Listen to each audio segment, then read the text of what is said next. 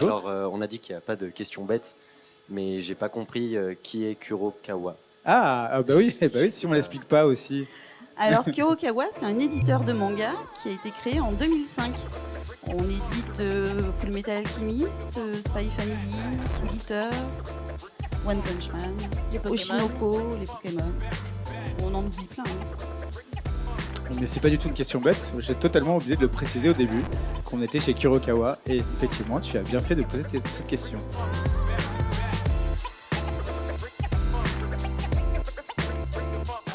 Eh bien, bonjour à vous, ici présents à Miximage et vous derrière votre écran sur Twitch, sur le Kuro de Twitch. On est en direct de Miximage à Lausanne, en Suisse.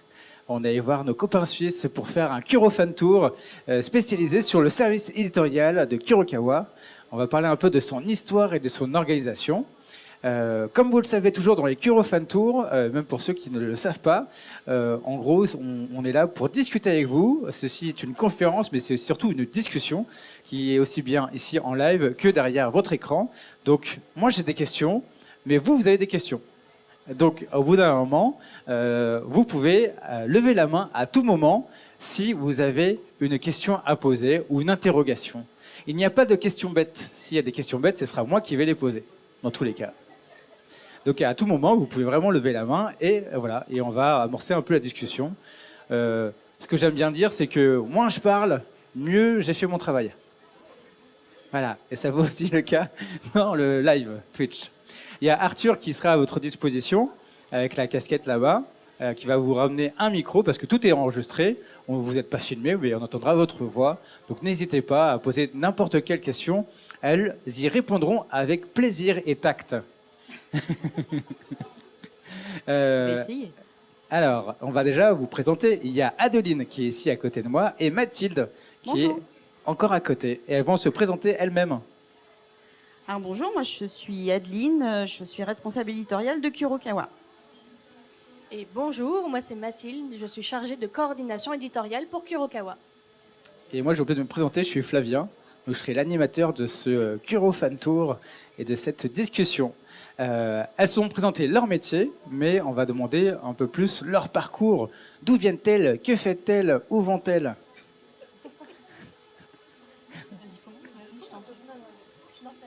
Donc moi je suis responsable éditoriale de Kurokawa. Je travaille pour Kurokawa depuis presque son lancement en 2005 avec Full Metal. Ça ne me rajeunit pas. Moi j'ai pas fait des études ni dans l'édition ni en japonais. J'ai fait des études de communication. Je suis rentrée par la petite porte de Kurokawa, j'ai mis le pied dans la porte et depuis je suis restée et j'embête un peu le directeur de collection depuis. Et pour ma part, alors moi j'ai fait des études de japonais. Donc j'ai appris la langue, j'ai pris des cours sur la culture, etc.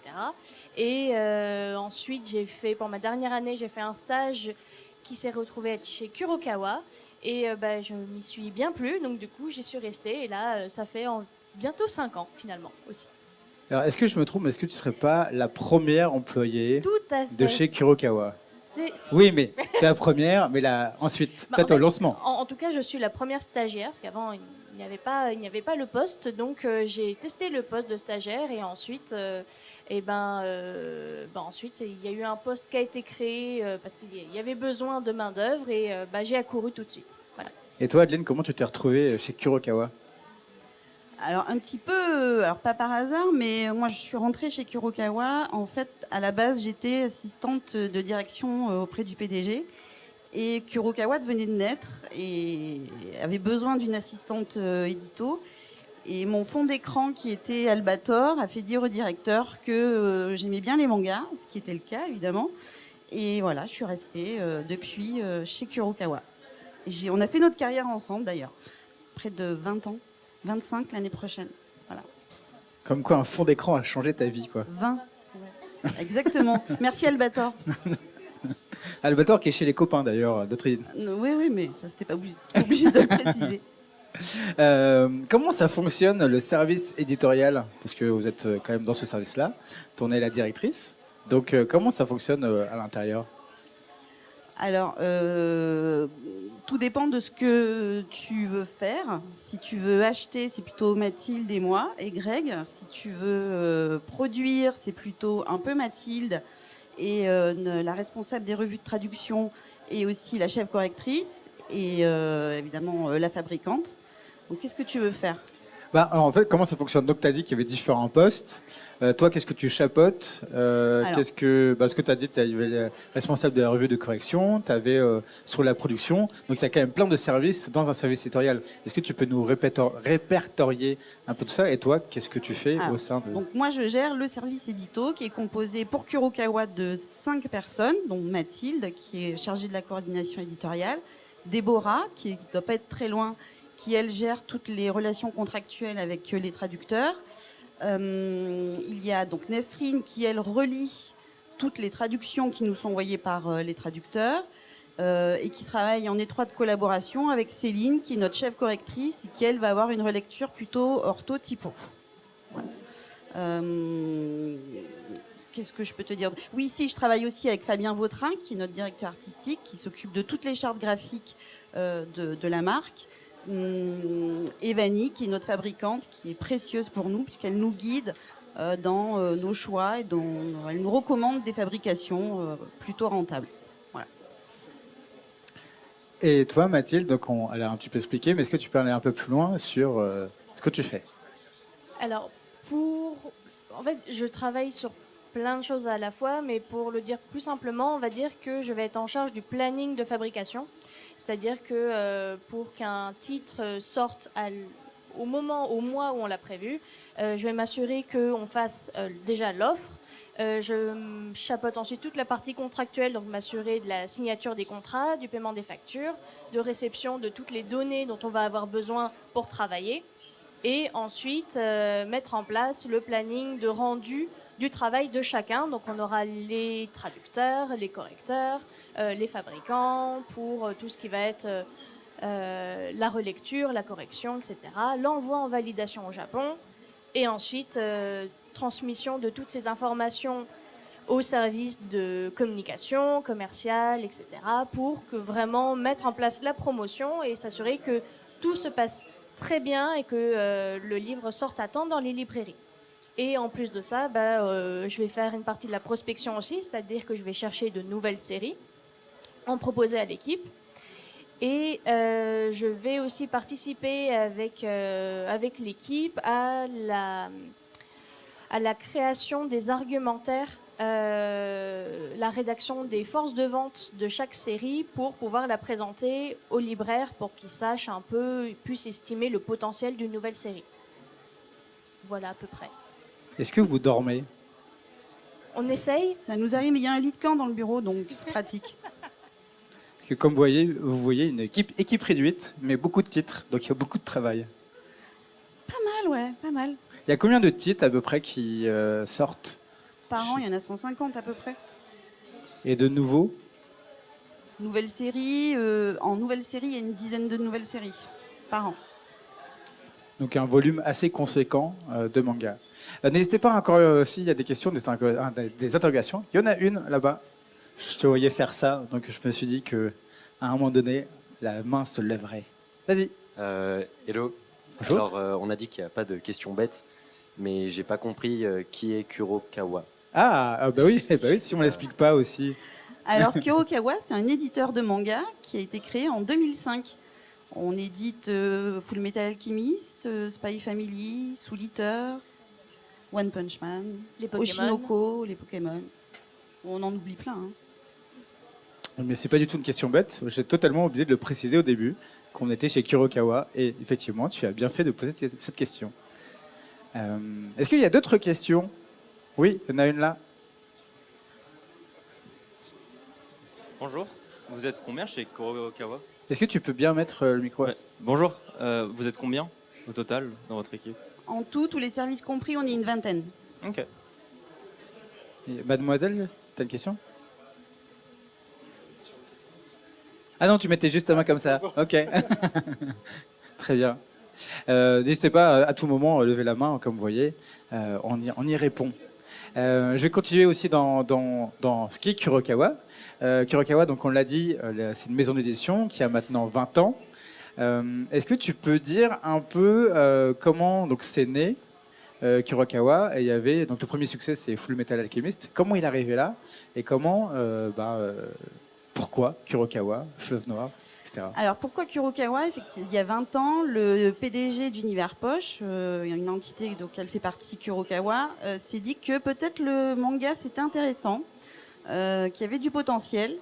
Et en plus, c'était du poche, donc totalement raccord avec les autres marques d'Univers Poche, c'est-à-dire Pocket et 10-18. Et il a contacté tout son réseau pour trouver un directeur de collection qu'il a trouvé, la personne de Grégoire Hello, et qui lui-même est parti au Japon pour acheter Full Metal. Il fallait un gros titre pour le lancement de Kurokawa en 2005, et ça a été Full Metal, avec notre plus grand bonheur. Moi, je suis arrivée à Full Metal numéro 13.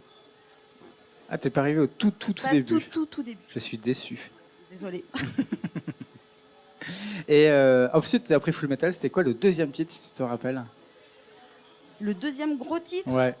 je pense que c'était Soul Eater. Après, je dirais que c'était Red Ice World. Bon. Non, Chocolat Non, Vanilla. oui. Ouais, Chocolat Vanilla. Red Ice World. Ça arrive plus tard, ouais. Et Pokémon, entre-temps, quand même.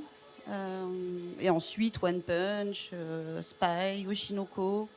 Des petites séries. Quoi. Oui, Pokémon est aussi petite série, quoi. Petite Petite licence, toute petite. Il y a eu, donc on l'a dit, des nouvelles recrues. À quel moment ça s'est passé? Donc, à quel moment vous êtes dit, bon bah, on est 2,5 avec Fabien. À quel moment on se dit, bon, il faut vraiment quelqu'un qui vienne à l'édito? Bah, ça faisait déjà bien 10 ans que je me disais il faut quelqu'un vienne m'aider à l'édito, et à force d'aller quémander quelqu'un, on a fini par avoir Mathilde en stagiaire au début, il ne faut pas non plus abuser.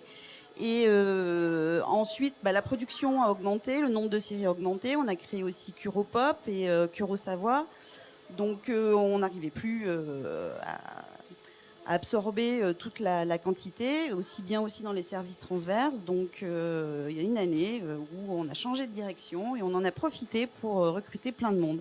Toute une équipe, on est passé de 2,5 à 20. Voilà. Oui, mais ça s'est fait étape par étape. Oui, étape par étape. Tout le monde n'est pas arrivé en même temps. D'abord Mathilde, et puis ensuite, après le Covid, il y a eu une grosse période de recrutement, notamment au service commercial et marketing. Et Mathilde, quand toi t'es arrivée, qu'est-ce que tu as pensé justement de Kurokawa? Parce que tu es arrivée en stage déjà, et tu vois qu'ils étaient 2,5. Alors je dis 2,5, c'est pas une blague, parce que Fabien, il est en free, donc il fait aussi d'autres missions. Donc c'était vraiment 2,5. La première chose qui m'a vraiment marquée quand je suis arrivée, c'était le mur qui séparait le couloir du bureau était doublé d'un mur de carton qui était rempli de mangas qui en fait étaient les exemplaires qui devaient être envoyés au Japon, parce qu'à chaque fois qu'on publie un livre, on va envoyer quelques exemplaires à l'éditeur d'origine. Et c'est-à-dire qu'il y avait tellement de travail que c'était un peu la mission qui était mise de côté, qui était faite quand il y avait un petit temps de libre. J'avais quelques mois de retard, effectivement. Voilà, et donc j'avais un magnifique mur comme ça, et ça a été ma première mission, ça a été de détruire ce mur, le faire disparaître. Et c'est là où je me suis dit qu'effectivement, il y avait du travail à faire. Je me suis jamais ennuyée, là, j'ai pas eu le temps. Et il faut dire aussi que tu faisais aussi un peu le service com, Adeline. Tu faisais vraiment tout, parce qu'à l'époque, Ouais. alors quand j'ai connu Adeline, c'était il y a 20 ans maintenant, pas tout à fait, mais presque. Et moi, la première personne que j'ai vue chez Kurokawa, c'était même pas Greg, c'était toi, en service com. Oui, c'est vrai, j'ai fait une petite incursion au service com. J'ai eu l'occasion de faire une boîte de lait pour la parution de Silver Spoon. J'ai fait une poche de sang aussi pour la parution de Red Ice World, parce que ça saignait pas mal. J'ai fait quelques lancements. Ouais. Après, j'ai passé la main parce que l'édito me prenait pas mal de temps. Et on a eu une demi-personne en plus à la com. Quand vous voyez, quand on commence une maison d'édition, ça commence vraiment tout petit. Il faut être polyvalent. Et comment ça vous est... Parce que tout à l'heure, tu as parlé des Kuropop et des Kurosawa, alors que vous étiez pas nombreux. Pourquoi Kuropop et pourquoi Kurosawa? Et on va rappeler ce que c'est les Curopop et Kurosawa aussi. Alors Kuropop, Merci. c'est une collection qui est dédiée à la culture populaire japonaise dans son ensemble. Et Kurosawa, comme son nom l'entend, c'est une collection sur la philosophie, sur la connaissance, appréhender toutes ces thématiques de manière ludique avec le manga. Et pourquoi on les a créés? Parce que ça ne rentrait pas dans d'autres collections. Et on voulait vraiment les faire ressortir sur le marché avec des communications dédiées. Donc c'est pour ça qu'on a créé ces deux collections qui sont le prolongement de Kurokawa, mais qui font aussi partie de son ADN. Et comment on les travaille? Parce que c'est différent. Éditorialement, comment on les travaille? Il y a quand même un... Alors, les Kurosawa sont très difficiles à travailler, d'où l'importance de Nesrine et de notre chef correctrice Céline. Les Kuropop, il faut être expert sur le sujet et on en a quelques-uns autour de nous. Mathilde, est-ce que tu peux continuer sur cette... ou pas? Ou pas? Je peux poser une question. Là, à mon échelle, ça se travaille. Enfin, c'est le même schéma pour moi, pour un Kuropop, un Kurosawa ou autre, parce que là, au final, ça reste le même process d'avoir un contrat, etc., de chercher le traducteur. Alors après, voilà, pour les Kuropop, si c'est des artbooks, sur des licences en particulier, on va essayer quand même de trouver un traducteur qui connaisse déjà un minimum la licence, parce que c'est tout un travail, ne serait-ce que de recherche des bons termes, des termes français qui sont propres. On ne peut pas faire n'importe quoi non plus. Donc c'est aussi le jeu de trouver la bonne personne qui serait disponible, qui est motivée, etc. Et puis voilà, estimer le temps qui est quand même un peu plus long pour la fabrication, faire toutes les étapes. Mais voilà, après, pour moi, ça change pas grand-chose. Si, il faut être faire un peu plus attention pour peut-être les Kurosawa, s'il y a certains éléments où il faut faire valider un peu plus, ou ça dépend. J'ai vu qu'il y avait une question. Excusez-moi. Pour rebondir un petit peu sur le côté adaptabilité des titres, quand vous êtes en phase de prospection, quand vous cherchez un nouveau titre à signer, quels sont les critères que vous avez en priorité? Qu'est-ce que vous cherchez? Est-ce que vous avez un genre que vous cherchez en particulier? Qu'est-ce qui fait que vous avez sélectionné ce titre plutôt qu'un autre? Alors, chacun a son domaine de prédilection. Mathilde, c'est plutôt les shoujo. Après, nous, on n'a pas vraiment de critères. C'est plutôt notre goût qui fait la ligne éditoriale de Kurokawa, qui est plutôt grand public. Chacun donne son avis. Il nous faut l'unanimité presque, la majorité en tout cas, pour qu'on achète un titre. S'il y a quelqu'un qui met son veto, on n'achètera pas le titre. Voilà. Il n'y a pas vraiment de grille, de critères absolus dans notre sélection. Chacun propose des titres et chacun donne son avis. Alors, c'est vrai que là, pour ma part, je vais plutôt avoir tendance à chercher du shoujo parce que c'est la partie où on a le moins de séries. Notamment parce que avant que j'arrive, c'était essentiellement Grégoire Hello qui cherchait la majorité des titres, vu que c'était le seul qui parlait japonais. Ça devenait de plus en plus compliqué pour lui de savoir quelle série allait intéresser des jeunes filles. Et c'est pour ça aussi qu'il avait besoin d'avoir un peu plus de gens, et notamment des femmes, pour lire et pouvoir dire, des gens plus proches de la cible, pour pouvoir dire, ça oui, c'est une super série qui pourra plaire, celle-là, il vaut mieux éviter quand même. Et il y a un comité quand même, un comité de sélection, vous réunissez... C'est vrai, on l'a mis en place là. Il s'est étoffé petit à petit. Donc là maintenant on a Nesrine qui du coup est celle qui va relire les traductions. On a Déborah aussi qui nous rejoint aussi. On est plusieurs. On a aussi notre apprenti à l'édito qui se joint à nous. Et c'est environ toutes les 2 ou 3 semaines, on va tous se réunir, chacun à chercher de son côté, et on fait un point où on va présenter les séries qu'on a vues, ensuite on va lire celles des autres, on va donner nos avis, et ensuite on va trancher de savoir si on fait une offre ou pas. Voilà à peu près. Ça prend environ combien de temps la prospection pour vous? Ça dépend des séries. Beaucoup de temps. Ça peut prendre du temps. Alors certaines, ça peut être assez rapide. Si c'est vraiment un coup de cœur collectif, bon bah tout le monde aime, on y va. Enfin voilà, on ne tergiverse pas. Après, c'est vrai que maintenant, vu qu'on est nombreux, il y a beaucoup de séries à lire. Et surtout là, en ce moment, vu qu'on a eu Japan Expo, qui a été le grand salon justement en juillet, où c'est l'occasion de rencontrer les éditeurs japonais en tête-à-tête. Et à cette occasion, ils nous présentent aussi des séries. Mais vu qu'on a vu plusieurs éditeurs, on a beaucoup de séries, donc ça prend un peu de temps de vraiment tout écrémer et vraiment sélectionner celles qui nous plaisent. Et ensuite, il y a l'achat de titres. Comment on se positionne? Parce qu'une Ah, fois qu'on a fait une sélection, Mm. il faut faire une offre. Alors une fois qu'on a fait une sélection, c'est là un petit peu où j'entre en jeu, il faut déterminer un potentiel de vente, un prix, et on va faire notre offre en fonction de ça à l'éditeur japonais. Souvent, quand c'est une grosse offre, il faut envoyer un plan marketing, un plan de lancement avec. Donc je briefe tous les autres services transverses, la communication, le commercial et le marketing pour faire un plan marketing en accord avec l'offre qu'on a faite. En fait, c'est ça, c'est que de base, pour toutes les offres, quoi qu'il arrive, ce sera avant tout une offre financière. Et pour celles qui ont vraiment un enjeu, où on sait qu'il y a d'autres éditeurs qui sont intéressés, on va faire le plan marketing qui est un peu notre lettre de motivation. C'est-à-dire, on aime tellement cette série, voilà ce qu'on projette pour la faire connaître au public français. Enfin, francophone plutôt, plus que français. Oui, parce qu'il n'y a pas... Oui. Oui, en fait, On est en Suisse. j'ai tendance, voilà, mais évidemment, il y a aussi Belgique, il y a le Québec, donc ma langue à fourcher, francophone. Oui, il y a une question, vas-y. Bonjour, je voulais juste poser une question. Moi, j'ai collection des versions digitales. Je suis collectionneur de NFT sur une plateforme qui s'appelle Vivi, qui vient de signer licence avec Viz Media. Puis je voulais juste poser la question si vous avez prévu de sortir des versions digitales NFT de vos mangas ou des personnages en 3D en version digitale. Alors non, c'est pas prévu pour l'instant, mais c'est une bonne idée. On va y réfléchir.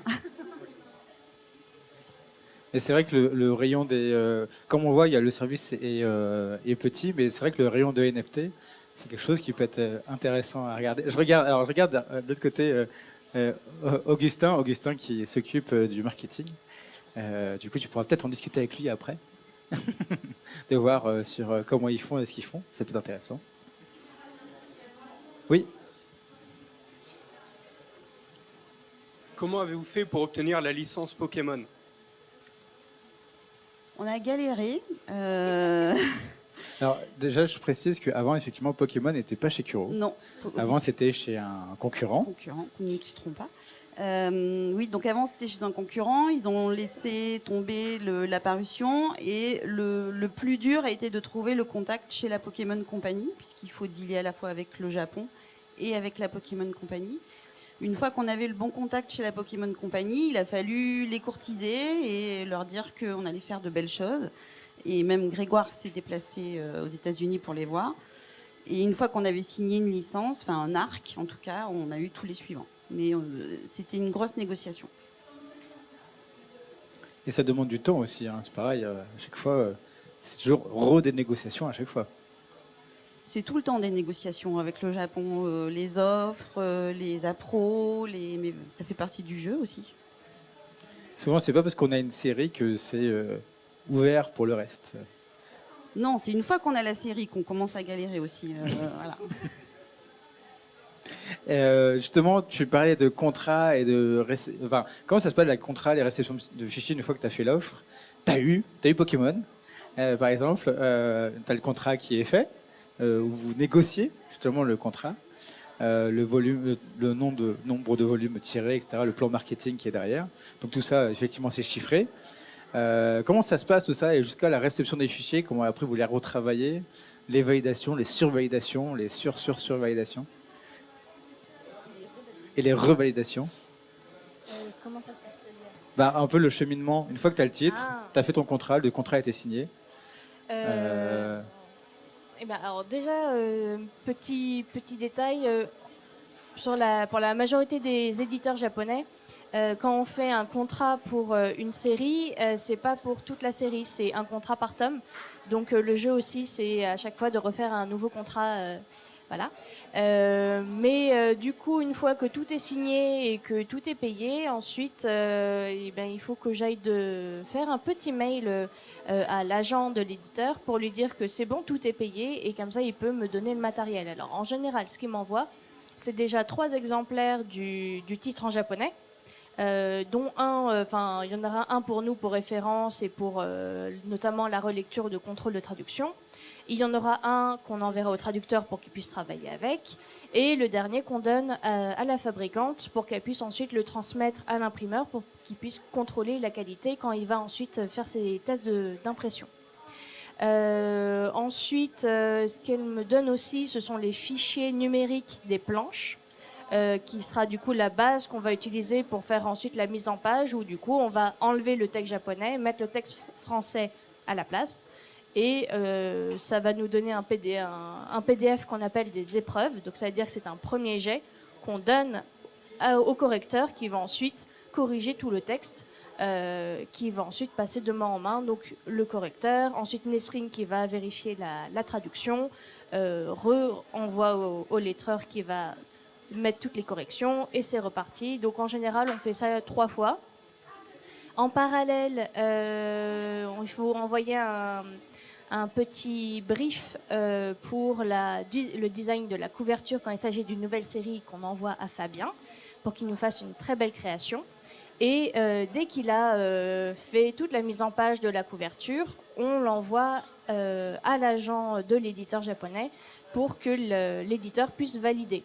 En fait, on ne peut rien publier sans validation par l'ayant droit japonais. Quoi qu'il arrive, il doit nous donner son aval avant.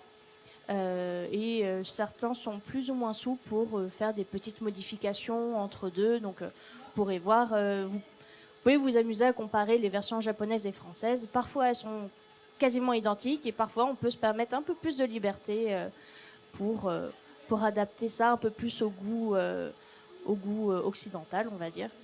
Voilà. Ok, alors déjà désolé, je m'y connais vraiment pas bien, mais si j'ai bien compris, ce que vous faites, c'est que vous rachetez des séries qui existent déjà pour les partager en français.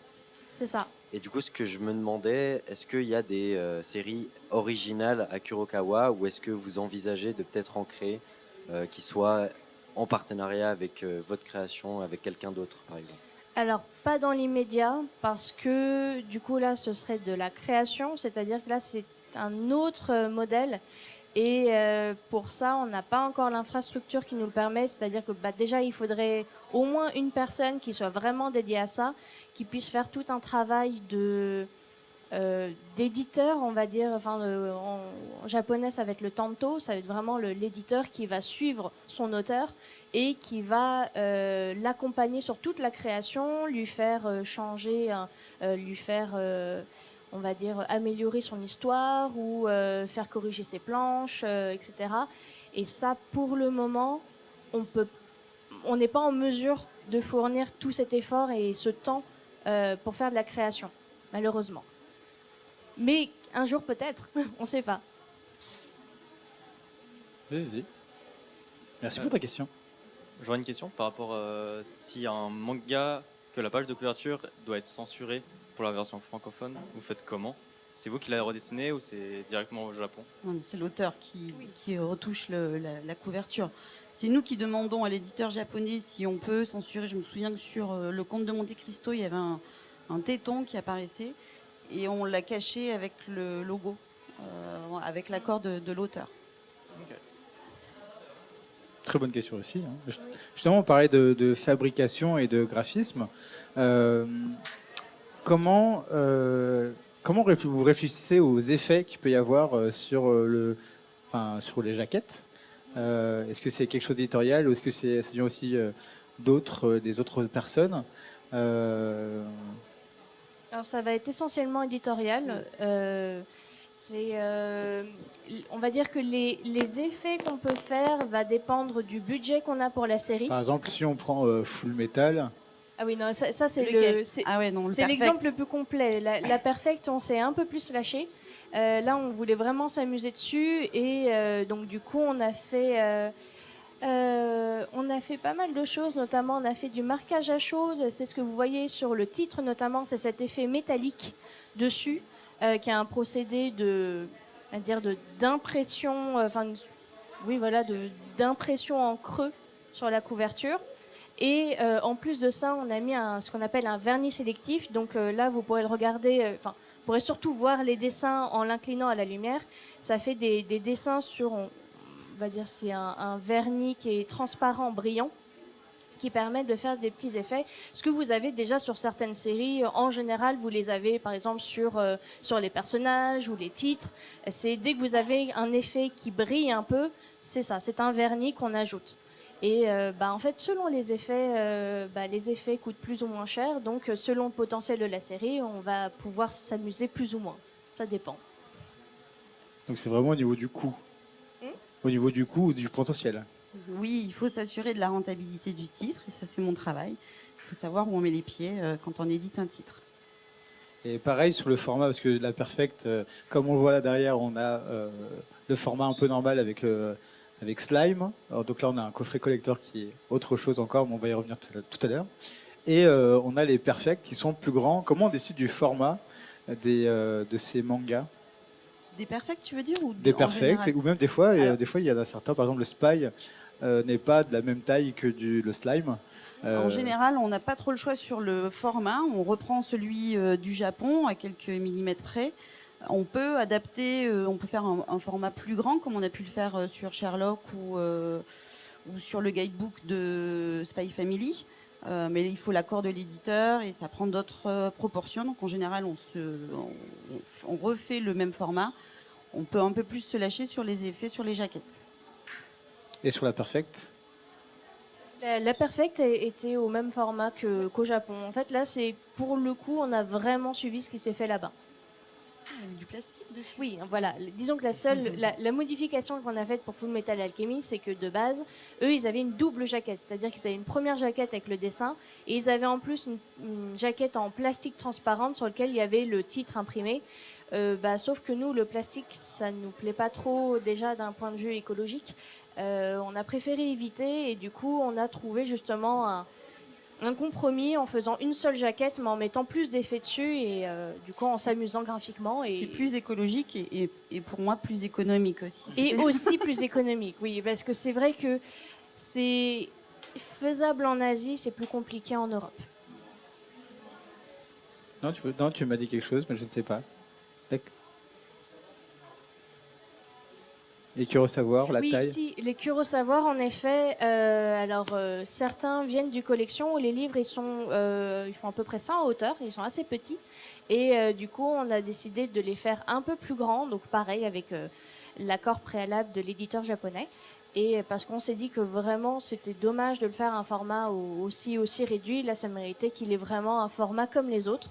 Et là aussi, on s'est amusé sur les couvertures pour certaines, où on trouvait que c'était dommage, c'était une case du manga qui était repris avec un fond de couleur, et on s'est dit que on pouvait lui donner quelque chose d'un peu plus fun et d'un peu plus attrayant. Donc voilà, on a fait des propositions qui ont été acceptées, et voilà. Et c'est pareil pour les jaquettes collector? C'est aussi Oui, les jaquettes collector, on demande un visuel spécial qui sera dédié à cette jaquette. Et évidemment avec l'accord de l'auteur, de l'éditeur, de l'agent, du monde entier. Vous voyez que c'est à chaque fois assez procédural, mais on arrive quand même à faire des beaux bouquins. Je regarde si vous avez d'autres questions ou ça. Oui, on a une ici. Là, juste devant. C'est vrai que tu ne vois pas, là. Bonjour, j'avais une question pour les mangaka français. Ils doivent passer aussi par vous ou c'est un autre procédé? Pour les mangaka français. Alors, on n'a pas de mangaka français dans notre catalogue pour l'instant, mais oui, si on a des mangaka français et qu'on est en direct avec eux, on sera en direct avec l'auteur. Par exemple, c'est pas un mangaka français, mais c'est un japonais. Sur Arsène Lupin, on est en direct. Oui, alors là, c'est exceptionnel parce que Arsène Lupin, enfin, l'auteur d'Arsène Lupin a créé sa propre boîte et il édite, donc c'est lui qui touche ses propres droits. Donc, exceptionnellement, on est en direct avec l'auteur. Mais à la base, historiquement, quand on a publié les premiers volumes, on était avec l'éditeur japonais. Et entre-temps, l'auteur est passé tout seul et donc on a fait la suite avec lui en direct. C'est un peu plus simple à gérer. Pas spécialement, non. Il y a des intermédiaires en moins, mais les contraintes sont un peu les mêmes. Comment ça se passe avec les autres services? Donc on a un manga qui est fait, qui est fabriqué. Comment ça se passe du coup votre relation avec les autres services, le commercial, le marketing, la com? Eh ben, on va commencer déjà par leur présenter la nouvelle série, leur dire de quoi ça parle, évidemment, le genre et surtout quel est le public qui est ciblé, si c'est plutôt pour un public assez jeune ou plus mature, plutôt masculin, mix, féminin, ça dépend. Et en fonction justement de toutes les informations qu'on va leur donner, eux vont pouvoir du coup se baser sur ces informations pour réfléchir aussi de leur côté à comment promouvoir la série. Et ben ensuite, tout du long, on va être à leur disposition pour répondre à leurs questions, leur donner des argumentaires en plus, etc. Parce que c'est vous qui vous gérez j'ai vraiment mal parlé. Hein. C'est vous qui gérez les argumentaires pour la communication et Oui, tous les textes. Effectivement. Après, le service commercial peut aussi, a aussi des argumentaires à ajouter, mais qui relèvent plus de son périmètre. Et nous, on va donner vraiment tous les... Me regarde pas comme ça. Tu sais que j'ai raison. Il y a le service commercial qui nous regarde méchamment là. Qui vérifie si je dis pas de bêtises. Bon, tu me diras. Mais en gros, nous, on va surtout donner les informations, tout ce qui va être raconter l'histoire, parce qu'on aura du coup lu le livre, donner un peu, donner les points forts, vraiment purement éditorial. Donc, on va donner ça va être des argumentaires sur l'histoire, dire c'est une série d'actions avec des graphismes qui sont... on va parler des graphismes, de la qualité des graphismes qu'on va mettre en avant, les qualités scénaristiques, etc. Les actus aussi, s'il y a une adaptation en film, en jeu vidéo, en dessin animé. C'est ça. En fait, vraiment, toutes les informations qu'on peut trouver qui permettra d'estimer si la série aura du succès ou moins. En fait, vraiment d'estimer le succès qu'aura cette série en librairie. Et en parlant d'estimation, il faut estimer aussi le temps que le volume se fasse et qu'il se vende. Comment ça se planifie tout ça? Comment on arrive aussi à le planifier? Parce qu'il y a tellement d'éléments à prendre en compte pour qu'un manga sorte. On prend une fléchette et... Non, c'est pas vrai. En fait, moi, je travaille sur le programme de l'année suivante à partir de mai-juin de l'année d'avant. Ce qui nous permet d'avoir un rétro-planning avec des deadlines.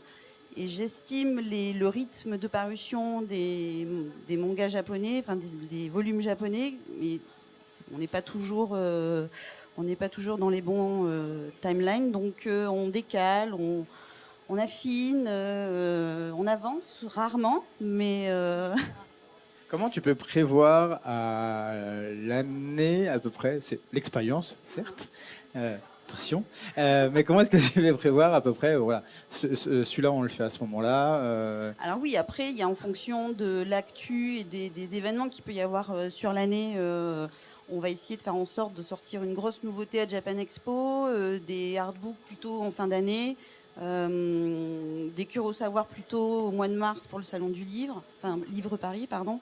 En fonction, s'il y a un animé qui sort aussi en France, on va sortir le manga au moment où l'animé sort, autant que faire se peut, ou un jeu vidéo aussi. Voilà, tout ça, il faut prendre en compte tout ça. Est-ce que c'est une question qui va peut-être être posée, mais je ne sais pas si sur Twitch c'est posé, mais comment on fait pour être à peu près en même temps que le Japon? On travaille la nuit. Parce que si on regarde sur les volumes, on est à peu près le Japon a 2 ou 3 tomes d'avance sur la France. Ça nous laisse un an à peu près. En fait, pour faire simple, il faut se dire qu'à partir du moment où un tome sort au Japon, il faut compter environ 6 mois pour qu'on le sorte nous, à peu près. Le temps de l'acheter, de le C'est ça. traduire, de le produire, de de le corriger- vendre. de le corriger, et de l'imprimer, de le mettre en rayon. Alors après, ça nous est arrivé d'avoir fait plus court, mais je crois que notre record, ça a été pour le dernier, enfin un des Spy Family où on a mis 2 ou 3 mois, mais on a fait que ça, Le 10. on a bourriné. Voilà, c'est vraiment. En toute honnêteté, on l'a fait en 2 mois. Voilà, mais on était dans un état catastrophique à la fin. Donc, Oui, il y a on une question sur le chat, ouais, vas-y. Alors, qui et comment décidez-vous de faire une édition limitée d'un manga? C'est en fonction du budget, du succès de la série, etc. Qui En décide et fonction- comment, Alors, pourquoi? Pour Qui des décide éditions limitées, c'est ça? Ouais. Qui décide, c'est un petit peu l'édito. L'édito peut faire des suggestions. Le commercial va faire ses recommandations aussi. Et qui Qui et comment et quels et critères? quels critères? Les potentiels de vente. En général, on va faire des collectors ou des éditions spéciales sur des séries qui marchent bien. Ou on peut faire des premiers tirages aussi pour les lancements, pour vraiment faire ressortir la série sur le marché. Et ça aussi, tu te bases sur les chiffres de vente des précédents et aussi des chiffres de vente qu'il peut y avoir au Japon. Tout à fait. Donc, il y a quelqu'un qui s'occupe de ça, qui s'appelle Nicolas. Oui. Et C'est notre monsieur chiffre. donc, grâce à lui, on a un peu tous les chiffres de tout ce qui se passe pour effectivement faire un peu ce rétro-planning, en gros. Alors oui, je me suis pas non plus complètement omnibilée par la rentabilité et les chiffres. Mais j'essaie aussi de faire plaisir au lecteur, hein, ça m'arrive. Ça m'arrive. Mais c'était quoi ta question, pardon? Non, non. Non, mais en fait, il a répondu. En fait, t'es pas tout le temps le nez sur les Non, chiffres. Non. 70% de mon temps quand même. Il faut bien que tu trouves un peu comment faire le planning. Donc, c'est un peu normal aussi de savoir quel coût tu vas mettre aussi sur quel titre. Parce qu'effectivement, sur les titres, il y a des différents coûts qui est mis et différents budgets. Oui, je vais pas la faire la même chose sur Spy Family que sur le Hippo 134, par exemple. Effectivement. D'ailleurs, on n'a jamais fait de collector sur Hippo. Je vais peut-être y penser. Je vais suggérer ça. Vas-y, j'ai fait quoi? Ouais, comment d'ailleurs on gère un peu les séries un peu longues comme Hippo? Elle n'était pas du tout dans mes questions. C'est pas évident. Alors, c'est pas évident parce qu'il y a beaucoup de volume. C'est pas évident pour les réimpressions aussi, puisque on en est au quel volume? 142, je crois. Si. T'es sûr? Ouais. 136, Excusez-moi, 137. 136, 137. Donc ça fait beaucoup de réimpressions. Il faut maintenir toute la série en vente, tous les volumes en vente. C'est Et un oui, gros travail. c'est plus que One Piece. Hein. Tout à fait, c'est plus que One Piece. Tu fais bien de le rappeler. Bah oui, c'est vrai. C'est la plus longue série jamais éditée en France, je le rappelle. Et donc c'est surtout ça qui est très difficile à maintenir tous les volumes actifs. Oui, parce qu'il faudrait imprimer à chaque fois différentes saisons. Il faut réimprimer. Alors on réimprime sans jaquette pour les coûts, encore, excusez-moi. Et puis régulièrement, en fait, dès qu'un volume tombe en rupture, Jérémy qui est là-bas lance des réimpressions. Et c'est pareil, ça, c'est vu par rapport aux ventes, etc., de savoir combien de réimpressions on fait. Quoi. Oui, alors on peut se référer au volume précédent, c'est plus simple. Ouais. On parlait aussi des approbations, des validations. Est-ce que vous pouvez dire un peu le plus gros défi que vous avez eu à faire?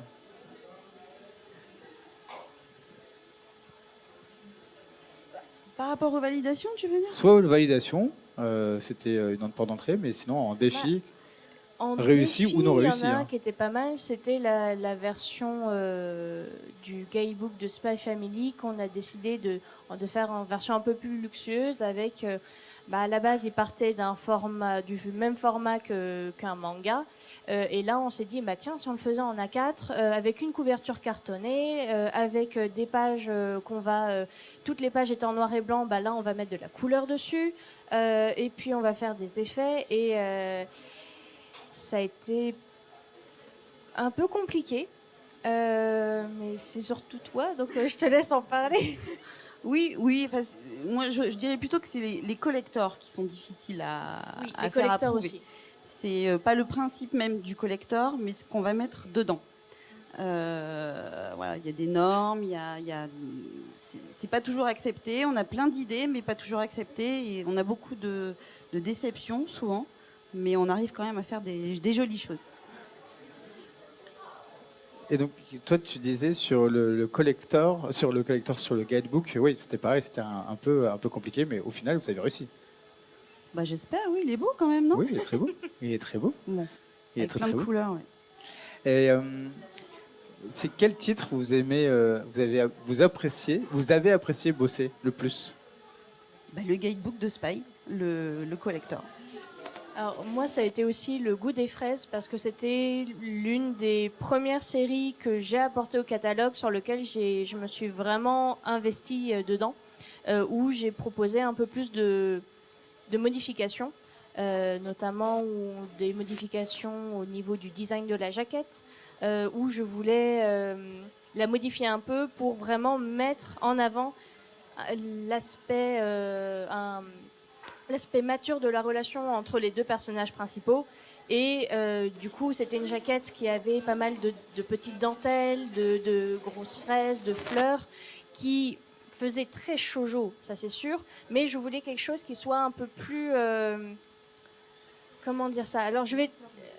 oui, moins fleur bleue, qui fasse... Voilà, je me suis dit, peut-être que la dentelle serait un peu trop. Je voulais quelque chose d'un peu plus épuré pour donner une autre perception de ce que le lecteur allait trouver à l'intérieur. Et en plus de ça, ça a été le petit bonus. Pour le premier tome, on a mis aussi une planche de stickers qui n'était pas dans la version japonaise. Et notamment à l'intérieur, dans ces stickers, il y avait les petites vignettes qui avaient été créées pour le réseau Line, qui est une application de discussion comme WhatsApp, etc. Et sauf que ces vignettes-là n'étaient accessibles qu'au Japon.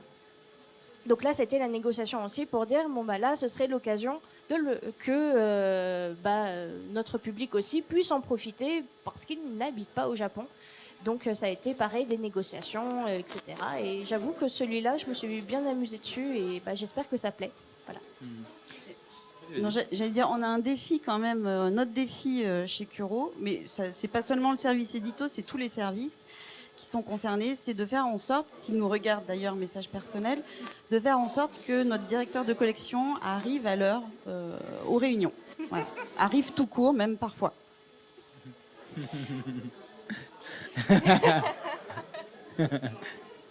Je vais regarder. Salut.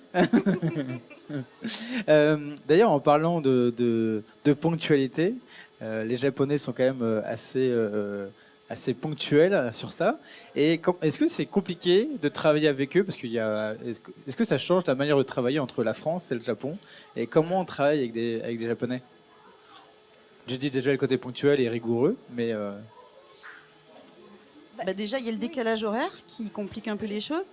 On peut perdre 24 heures dans un échange de mails et quelquefois on est un petit peu pressé.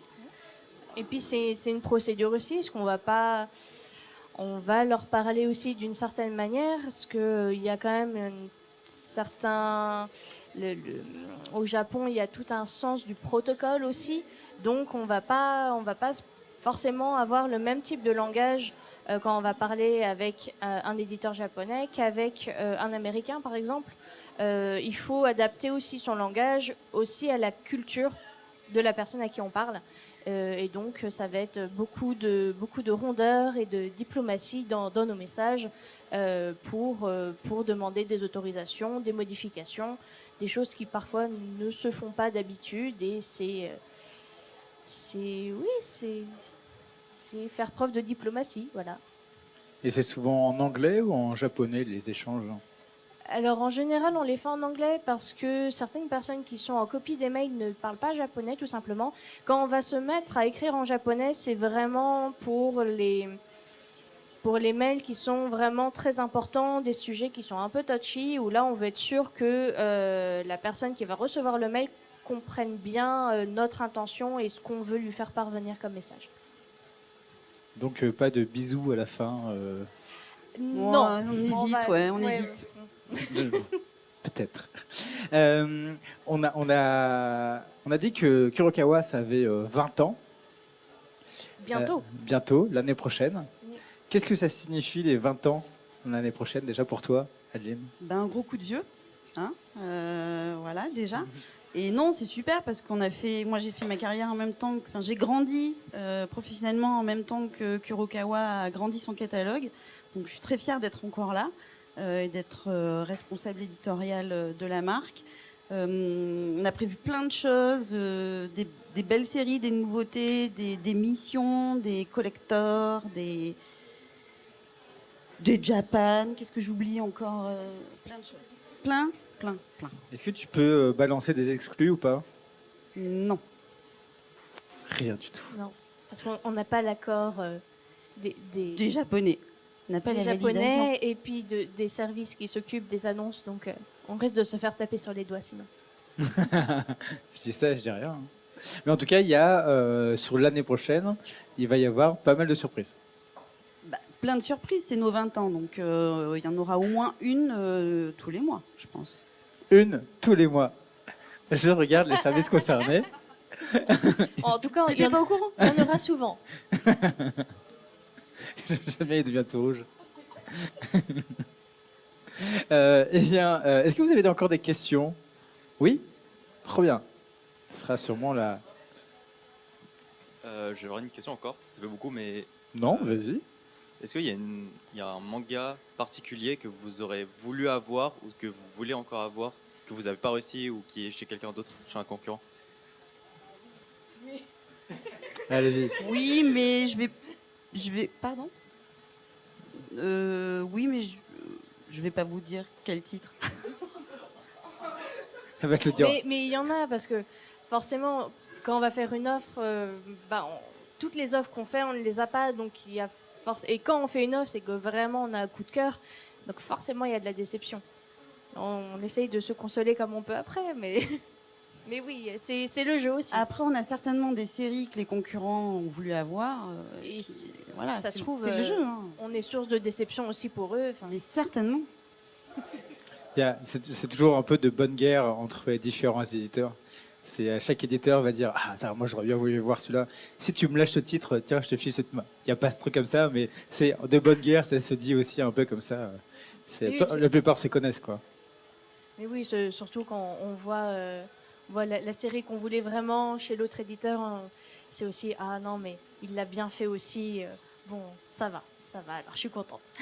Donc on va l'acheter avec nos sous et on va le prendre. Eh bien, on arrive à la fin de cette discussion conférence sur le métier de l'édition et l'édito. Merci à vous deux. Merci à vous. Merci à vous, public, et merci à vous sur Twitch. Oui, merci, plaisir.